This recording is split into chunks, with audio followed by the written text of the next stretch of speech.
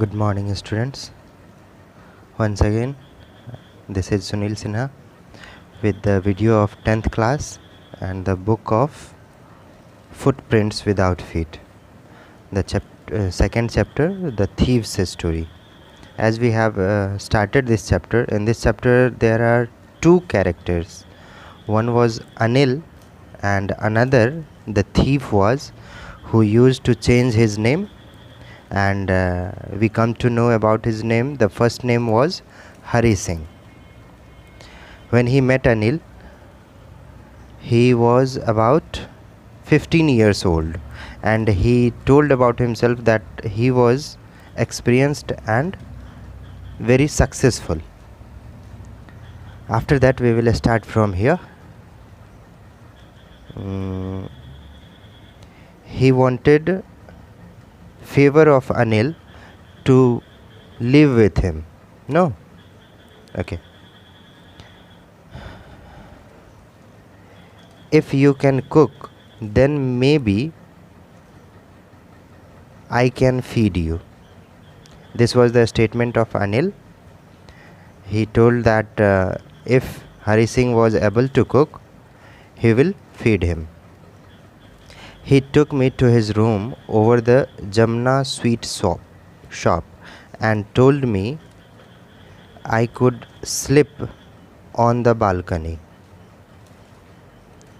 He, who is he here? Here he is Anil. Means this story is narrated by the thief. This story is narrated by thief. That's why he used to tell he to whom? Anil. Anil took him to the Jamna sweet shop and told him to slip in the balcony. But the meal all of you know, bhojan, khana, I cooked that night must have been terrible. जो वो खाना बनाया था उसके बारे में बता रहा है कि that was very terrible, not so tasty. हो सकता है तीखा ज़्यादा, नमक ज़्यादा, ऐसा कुछ हो सकता है.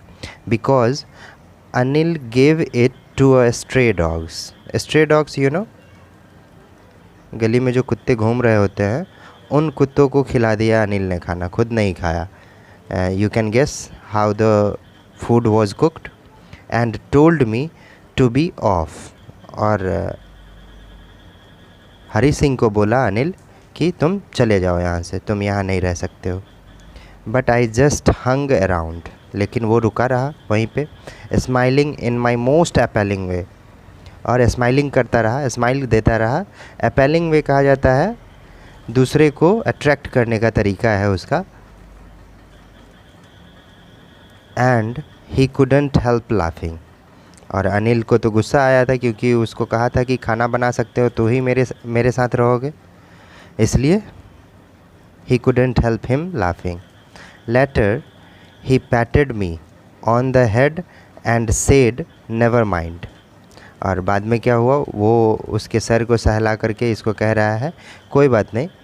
He would teach me to cook. अब अनिल ही इसको सिखाएगा खाना बनाना.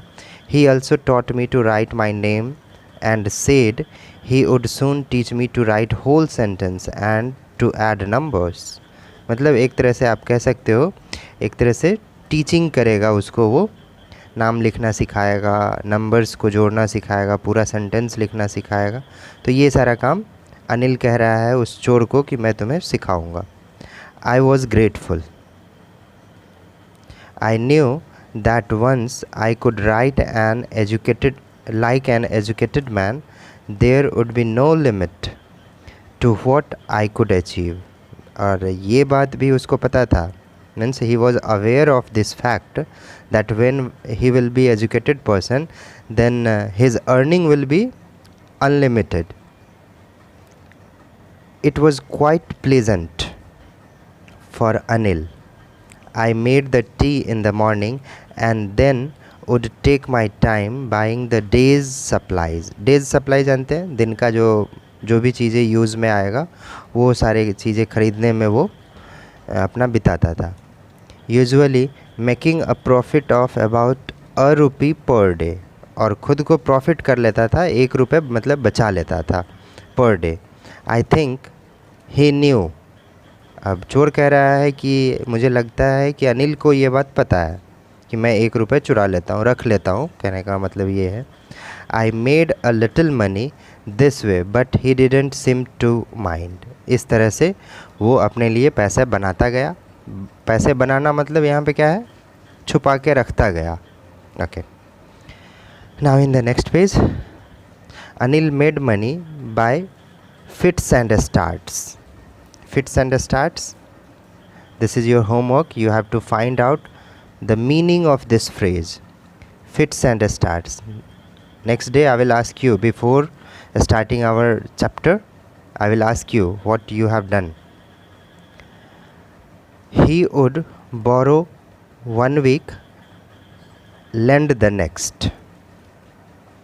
अब वो कह रहा है कि अनिल कैसा था, एक दिन कमाता था तो 1 सप्ताह खाता था, तो दूसरे सप्ताह के लिए सोचता था, ऐसा है उसका income. He kept worrying about his next cheque. Next cheque यहाँ पे कहने का मतलब है नेक्स्ट सैलरी। हमेशा ही वो अपना नेक्स्ट सैलरी का वेट किया करता था। But as soon as it arrived he would go out and celebrate. जैसे ही उसको सैलरी मिलता था खूब सेलिब्रेट करता था, मतलब खूब मज़े करता था वो। It seems he wrote for magazine, मतलब वो काम क्या करता है, in which job he is the thief was not aware of. So he thought that he wrote for magazine, magazine के लिए शायद कुछ लिखता था। A queer way to make a living.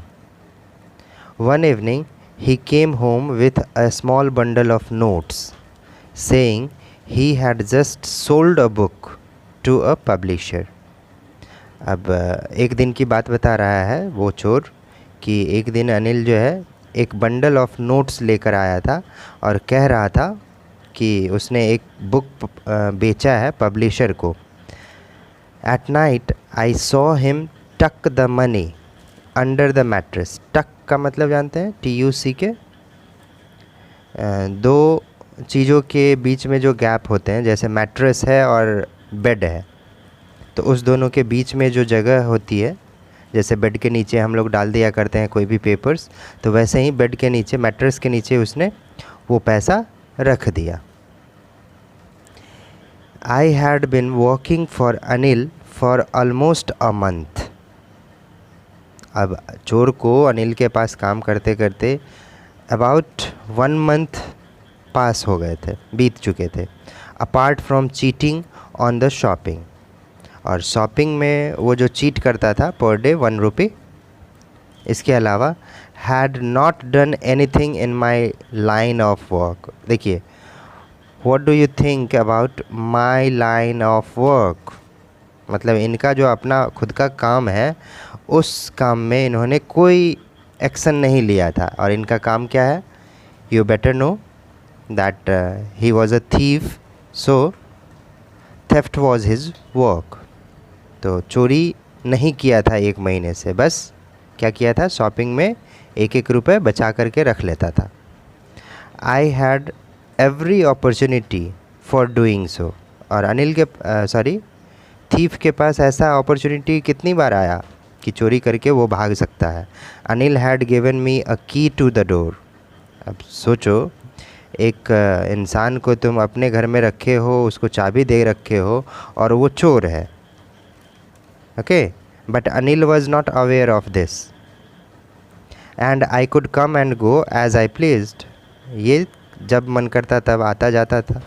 He was the most trusting person I had ever met. अब देखिए यहाँ पे ट्रस्ट वर्ड है एक, तो ट्रस्ट है अनिल को उस थीफ पे, तभी तो ऐसा वो किया है। और ये भी कह रहा है कि अनिल जो है बहुत ही ट्रस्टिंग पर्सन है, उसके लाइफ में उसने पहले इतना ट्रस्टिंग पर्सन नहीं देखा है। And that is why it was so difficult to rob him. और यही रीज़न था कि उसको चोरी करना बहुत ही डिफ़िकल्ट लग रहा था उसको। It is easy to rob a greedy man. अब देखिए वहाँ पे चोरी करना किसको कैसा वो फील करता है, किस पर्सन को कैसा कैसे चोरी करता है वो बता रहा है कि ग्रीडी मैन को चीटिंग करना या रॉब करना बहुत ही ईजी है, because he can afford to be robbed. देखिए रीज़न भी क्या बताता है, क्योंकि वो रॉब्ड होने के लिए अफोर्ड करता है। But it's difficult to rob a careless man, लेकिन एक केयरलेस मैन को रॉब करना डिफ़िकल्ट है। Sometimes he doesn't even notice he has been robbed, और कभी कभी केयरलेस पर्सन जो होते हैं वो नोटिस भी नहीं करते हैं कि उनको उनके यहाँ डाका पड़ा है या चोरी हुआ है, ऐसा कुछ, क्योंकि वो केयरलेस पर्सन है। And that takes all the pleasure out of the work. Well it's time I did some real work. अब आपसे पूछा जाएगा what was the real work, then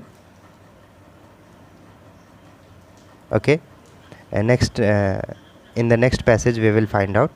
I told myself I am out of practice. अब ये खुद को कह रहा है कि मैं out of practice था। किस चीज़ का प्रैक्टिस करता था वो? चोरी करने का। तो चोरी कर अभी तो 1 महीना से लगभग नहीं किया था, इसलिए वो कह रहा है he was out of practice. And if I don't take the money he will only waste it on his friends. अब ये भी बता रहा है कि अगर मैं उससे पैसे नहीं लूँगा, मतलब चोरी नहीं करूँगा उसके यहाँ, तो वो क्या करेगा अनिल? वेस्ट करेगा इसको। कहाँ? ऑन हिज फ्रेंड्स, मतलब अपने फ्रेंड्स के ऊपर अपने पैसे, कमाए गए पैसे को वो वेस्ट करेगा। After all he doesn't even पे मी, और दूसरी बात भी बता रहा है कि वो तो हमको पे भी नहीं करता है।